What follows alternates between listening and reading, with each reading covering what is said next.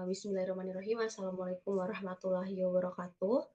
Perkenalkan, nama saya Wadinada Zain. Pada kesempatan kali ini saya akan menjelaskan tentang peran laut sebagai penyerap karbon dunia atau carbon sink. Oke, next.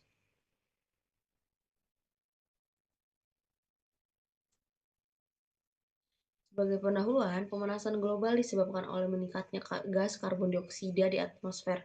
Laut menyerap sekitar 25-30% dari total emisi karbon dunia setiap tahun.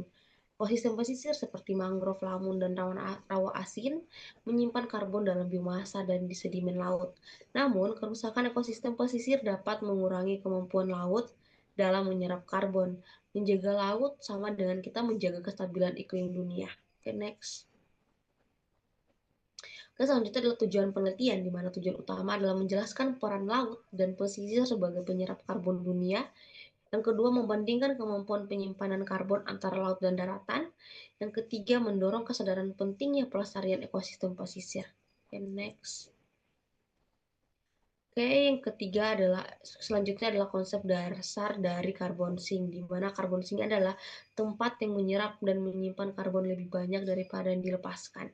Ada dua jenis utama. Yang pertama adalah paru-paru hijau, yaitu hutan daratan.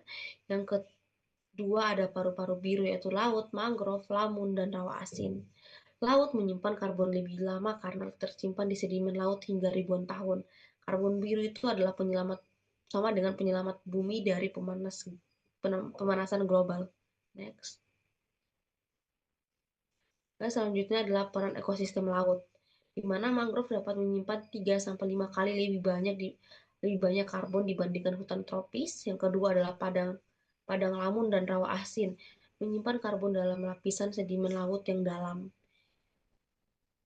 Lalu laut menyerap karbon dioksida lewat dua cara. Yang pertama adalah biologikal, yaitu fitoplankton menyerap karbon dioksida lewat fotosintesis. Yang kemudian ada physical farm, yaitu karbon dioksida larut dalam air laut dan disimpan di dalam lapisan dalam. Semakin sehat air laut, maka semakin besar kemampuannya menyejukkan bumi. Oke, next. Upaya pelestarian, yang pertama dapat dilakukan adalah rehabilitas mangrove dan lamun di pesisir. Yang kedua, cegah reklamasi dan pencemaran laut. Salah satu contohnya adalah dengan tidak membuang sampah di laut. Yang ketiga, ada kembangkan pertanian agroforestry berkelanjutan di darat. Yang keempat, ada edukasi masyarakat tentang peran ekosistem karbon biru. Yang kelima, dukung kebijakan konservasi blue carbon ekosistem. The next. Sebagai refleksi pribadi, di mana hal paling menarik yang saya pelajari adalah bahwa laut bukan hanya sumber ikan, tetapi juga pelindung iklim dunia. Saya jadi paham bahwa mangrove, lamun, dan rawa asin punya peran besar dalam menahan karbon. Sekarang saya lebih menghargai pentingnya menjaga laut agar bumi tetap sejuk dan lestari. Okay, next.